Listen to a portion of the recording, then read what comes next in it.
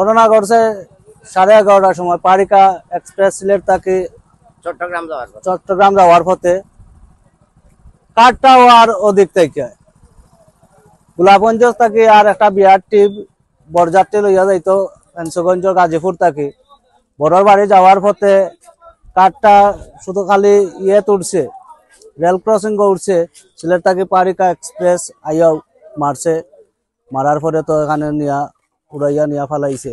আমি প্রত্যক্ষদর্শী, আমি আমার বাড়ির পাশে বার্তাকে হওয়ার সময় আমি দেখি আর এই দুর্ঘটনাটা যে ঘটছে। আমরা বারবার অনুরোধ জানাইছি, আহ্বান জানাইছি কর্তৃপক্ষের কাছে যেখানে একটা গেটমানের ব্যবস্থা করা হোক, যেহেতু এখন এই রাস্তাটা খুবই গুরুত্বপূর্ণ এবং বিজি হয়েছে।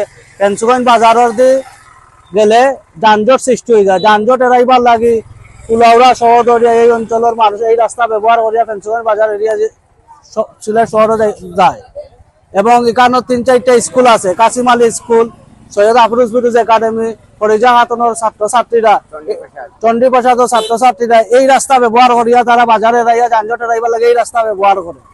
কিন্তু কর্তৃপক্ষের অবহেলার কারণে, রেলর কর্তৃপক্ষের অবহেলার কারণে এই দুর্ঘটনা যদিও কোনো প্রাণহানি ঘটছে না, তবে আমরা জোর দাবি জানাইয়া ভবিষ্যতে হয়তো কোনো আরো বড় ধরনের দুর্ঘটনা ঘটতে পারে।